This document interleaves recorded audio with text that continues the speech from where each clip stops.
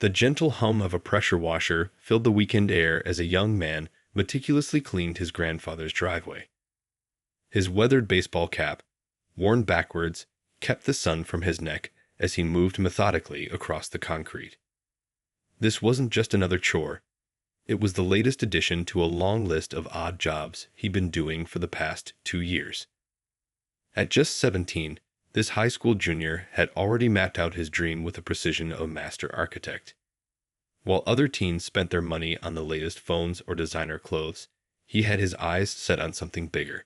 Every dollar earned from mowing lawns, washing cars, and helping elderly neighbors with their groceries went straight into his savings account.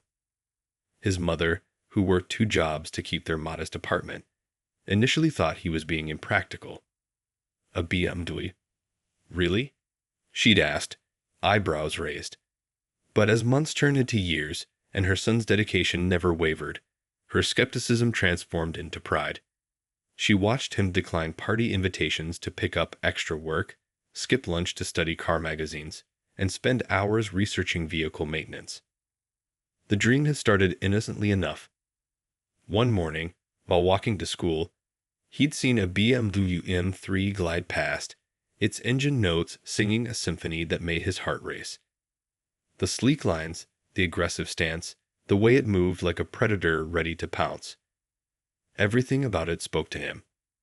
That evening, he announced his goal at dinner, expecting laughter. Instead, his mother simply asked, "How do you plan to make it happen?" His answer was a meticulously detailed spreadsheet showing potential income sources, expected expenses, and a timeline. He'd even factored in insurance costs and fuel expenses. This wasn't just a teenager's fantasy. It was a well-thought-out plan that showcased maturity beyond his years. Word spread through their tight-knit community about the determined young man saving for his dream car. Soon, neighbors started calling with job offers. Old Mr. Chen from the corner store needed help restocking shelves. Mrs. Patterson wanted her garden weeded. The local car wash owner offered him weekend shifts. Each opportunity brought him closer to his goal. His dedication didn't just show in his work ethic. He maintained honor roll status at school, understanding that good grades would help convince his mother that he was responsible enough for such a car. During free periods, he could be found in the library, researching car maintenance forums, and watching DIY repair videos. He was determined to be not just an owner, but a knowledgeable one. The calendar on his wall had a date circled in red, the day he projected he'd have enough saved. As the big day approached, his excitement grew, but so did his caution. He'd learned enough about cars to know that rushing into a purchase could be costly. He wanted the perfect balance of price, condition, and history. His dream wasn't just about owning any BMW M3. It was about owning the right one. After 730 days of unwavering focus, countless early mornings, and numerous sacrifices, he was finally ready. His savings account showed the exact amount he'd calculated he'd need, plus a buffer for unexpected expenses. The next morning would begin the serious search for his dream car, a search that would lead to an unexpected journey of resilience, justice, and community change. The morning sun had barely peeked over the horizon when he started scrolling through used car listings. Coffee in hand, his mother joined him, bringing her years of careful bargaining wisdom to the search. "Remember," she said, "the right car finds you." As if the universe heard her words, a new listing popped up that made them both catch their breath. There it was, a 2015 BMW M3 in deep blue, with maintenance records thicker than his school textbooks. The price matched his budget perfectly, almost too perfectly. His mother, ever cautious, reminded him that if something seems too good to be true, it usually is. But this time, reality would exceed their expectations. The seller turned out to be a retired mechanical engineer who'd spent his life tinkering with cars. His garage looked like a museum of automotive history, with the M3 sitting proudly in the center. The old engineer's eyes lit up when the young man started asking detailed questions about the car's maintenance history, modifications, and peculiarities. "You know," the engineer said, adjusting his glasses, I've had 15 people come to see this car. All of them saw the badge, the color, the style. But you're the first one who's asked about the cooling system upgrades and maintenance intervals. He pulled out a thick binder full of service records, receipts, and detailed notes about every oil change, every spark plug replacement. The test drive felt like a rite of passage. The young man handled the car with a respect that made the engineer smile. He didn't rev the engine unnecessarily or try to show off.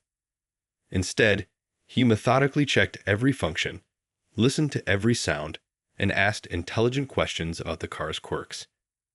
Back at the garage, the engineer introduced them to his wife, who brought out lemonade and cookies. She shared stories about their road trips in the M3, the car shows they'd attended, and how the vehicle had become part of their family. It became clear they weren't just selling a car, they were looking for someone who would care for it as much as they had. The price negotiation wasn't really a negotiation at all. The engineer had set the price lower than market value because, as he explained, finding the right owner is worth more than a few extra dollars. He even threw in his collection of specialized tools and spare parts he'd accumulated over the years. The young man's hands trembled slightly as he signed the paperwork. His mother, watching proudly, handled the insurance calls and registration details. The engineer's wife took photos of everyone standing around the car, insisting that this was a moment worth capturing. As the sun began to set, the old engineer handed over the keys with a piece of advice. This car isn't just transportation. It's a responsibility. Take care of it, and it'll take care of you. With a firm handshake and promises to stay in touch, the young man sat behind the wheel of his dream car for the first time as its owner. The drive home was careful, almost ceremonial. He didn't exceed the speed limit or take any risks. His mother followed in their family car, watching her son's dream materialize in front of her eyes. Neither of them could have known that this perfect day was just the beginning of an unexpected journey that would test their strength, challenge their community, and ultimately lead to profound change. The perfect harmony of those first few days with the BMW couldn't last forever. It happened on a quiet Sunday afternoon while driving through the well-manicured streets of the city's most affluent neighborhood. He was headed to his weekend job, taking the scenic route he'd grown to love, when flashing lights appeared in his rearview mirror. His heart rate quickened, but he stayed calm. Everything was in order. Registration, insurance, and his license were all current. He even memorized where each document was kept, just as his mother had taught him. Following procedure perfectly, he pulled over, turned off the engine, and placed his hands at 10 and 2 on the steering wheel. Officer Wilson approached the car with his hand resting on his holster, an unnecessarily tense posture for a routine traffic stop. License and registration, he barked, without offering any explanation for the stop. The young man reached for his documents slowly, narrating his movements just as his mother had practiced with him countless times. The officer's demeanor shifted subtly when he saw the car's paperwork. His eyes narrowed, scanning between the registration and the young man's face repeatedly. "Step out of the vehicle," he commanded, despite having no valid reason for the request. Standing in the late afternoon sun, the young man watched as Officer Wilson circled the BMW like a hawk, scrutinizing every detail. "Pretty nice car for someone your age," he commented, his tone dripping with suspicion. "Where'd you get it?" The explanation about 2 years of savings, the elderly engineer, and all the documentation fell on deaf ears. Officer Wilson was too busy radioing in to check if the car was stolen, despite holding proof of ownership in his hands. Neighbors peeked through their curtains at the scene unfolding on their quiet street. 20 minutes turned into 40 as Officer Wilson ran every possible check he could think of. Each query came back clean, much to his visible frustration. Finally, finding no legitimate reason to take further action, he handed back the documents with a warning about driving through nice neighborhoods. That warning carried an unspoken threat that hung in the air like summer humidity. The young man sat in his car long after Officer Wilson drove away, hands still trembling slightly as he texted his mother about what had happened. Her response was immediate. "Come home now." Over dinner that night, they discussed the incident in detail. His mother's face carried a mixture of anger and resignation. She'd hoped her son wouldn't have to face this kind of treatment, but she wasn't surprised. "Document everything," she advised, her voice firm with years of experience. "Date, time, badge number, every detail matters." Little did they know, this was just the first encounter in what would become a pattern of harassment. Officer Wilson had taken a particular interest in the young man and his BMW, an interest that would soon expose deep-rooted issues within the local police department and lead to unexpected changes in their community. The next few weeks turned the young man's dream into a recurring nightmare. The second stop came just 3 days after the first. This time, Officer Wilson claimed the car's tint was too dark, despite it being the factory standard. The third stop, barely a week later, was supposedly about a taillight that was working perfectly fine. By the fourth stop, the pattern was crystal clear. Each encounter followed a similar script. Officer Wilson would find some minor, often imaginary infraction, run extensive checks, and eventually let him go with a warning. But these weren't just routine traffic stops anymore. They were becoming increasingly hostile. During the fifth stop, Officer Wilson made him wait for over an hour while checking his credentials. The young man sat there, watching other cars speed past, many with actual violations, none getting a second glance. His mother had taught him to stay calm, but his hands gripped the steering wheel tighter with each passing minute. The sixth stop was on his way to school. Officer Wilson made him late for an important test, searching the entire car because he smelled something suspicious. There was nothing to find, of course, but that didn't stop the officer from emptying his backpack onto the sidewalk, scattering his carefully organized notes across the pavement. His mother started picking him up from work, no matter how late her own shift ran.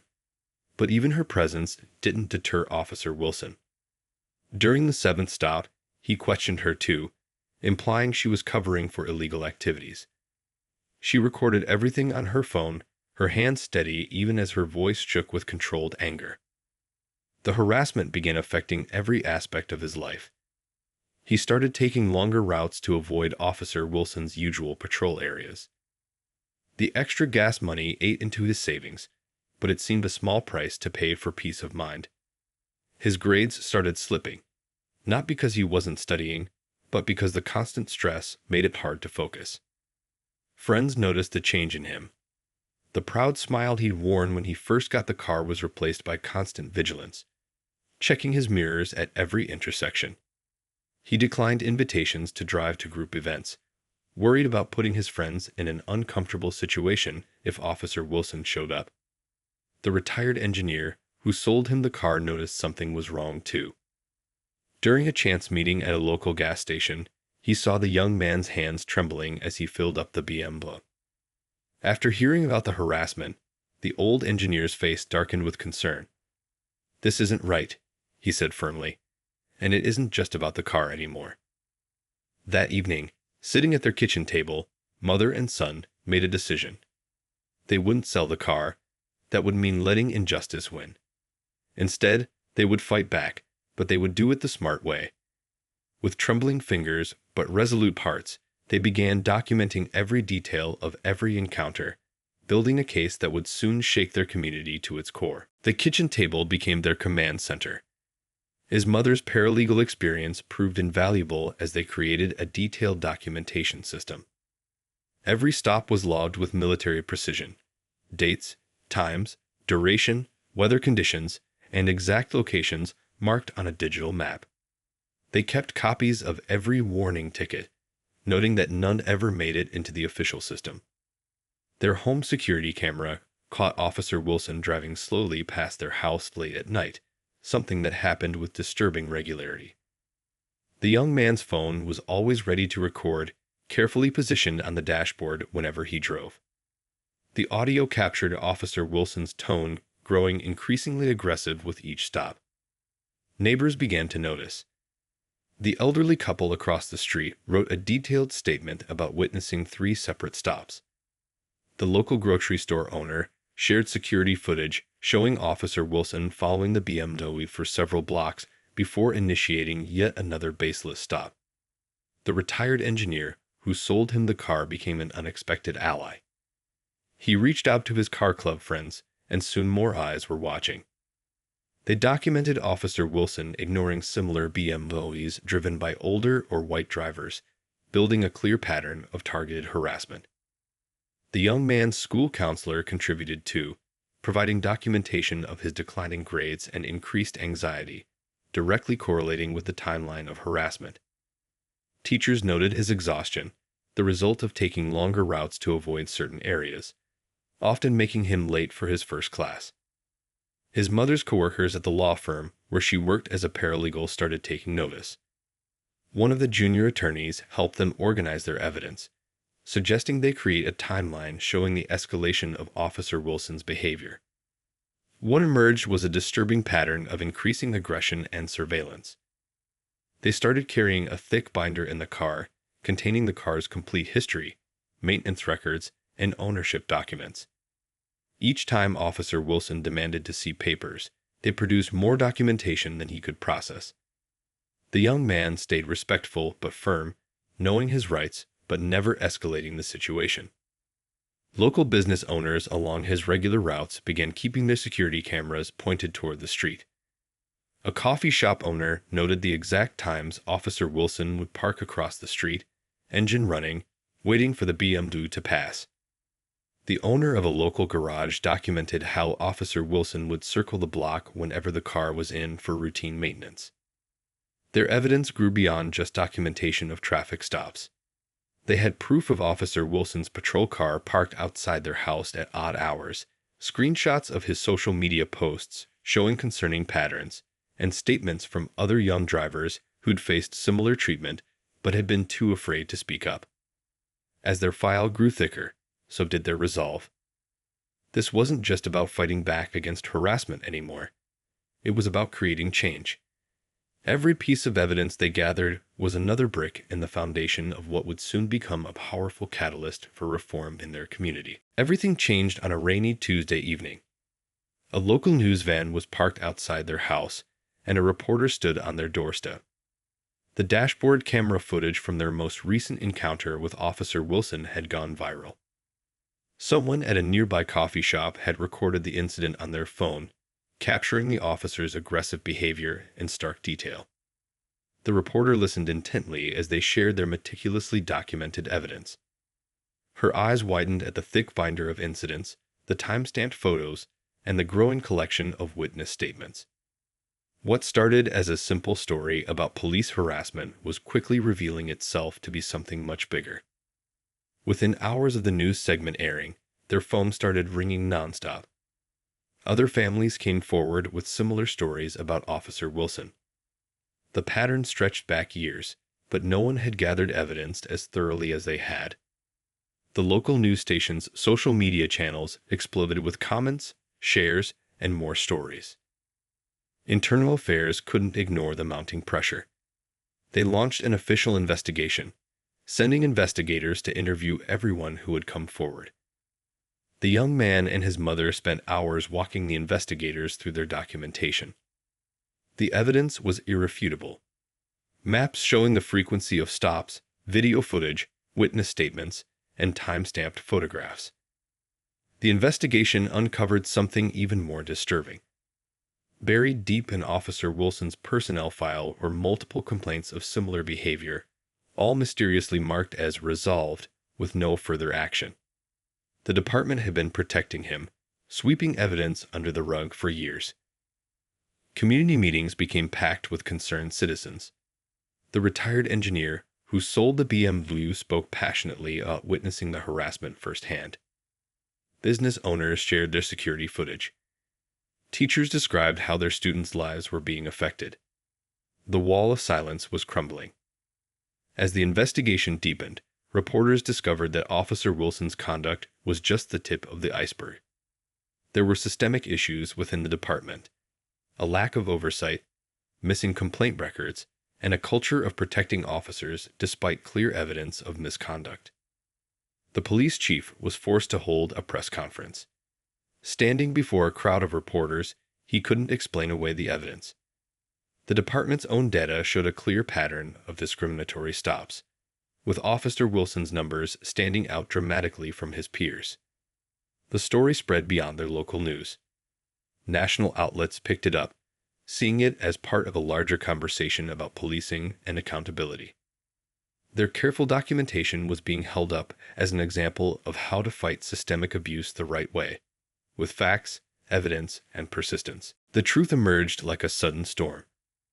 During a routine interview with Internal Affairs, another officer finally broke the code of silence. Officer Wilson's obsession with the BMW wasn't just about harassment, it was deeply personal. His own son had tried to buy the exact same car months earlier. The story came out piece by piece. Officer Wilson's son had been eyeing that specific BMW for weeks. He'd saved up money from his summer job, but fell short of the asking price. When he went to see the car, the retired engineer had already promised it to someone else, someone who had shown genuine appreciation for the vehicle's history and maintenance. Officer Wilson had taken it as a personal slight. In his mind, his son deserved that car more than some kid from the other side of town. The fact that the young man had earned it through hard work and dedication didn't matter. What started as disappointment turned into a bitter vendetta, masked behind the badge of authority. The revelation sent shockwaves through the department. Officers who had stayed quiet began speaking up about other incidents they'd witnessed. Wilson's behavior wasn't just about the car.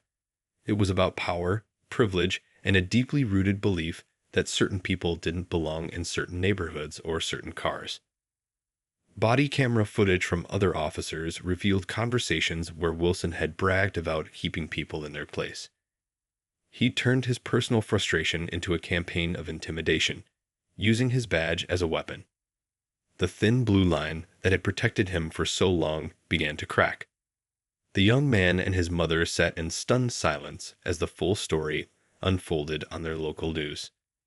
All those months of harassment, the constant stops, the veiled threats, all because one man couldn't accept that someone else's son had achieved something his own couldn't.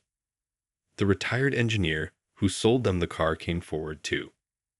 He revealed how Wilson's son had shown up with barely half the asking price, demanding the car be held for him.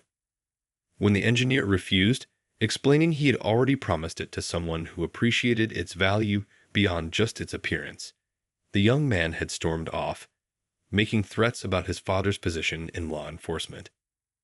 What started as a simple car purchase had exposed the complex web of privilege, power, and prejudice that existed within their community. Officer Wilson's actions weren't just about harassment. They were a symptom of deeper problems that had gone unchecked for far too long. The truth felt both vindicating and heartbreaking.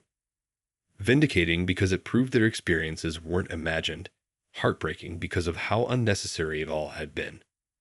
One man's wounded pride has sparked months of trauma, but it had also ignited a movement for change that would reshape their entire community. The police department's response was swift and comprehensive.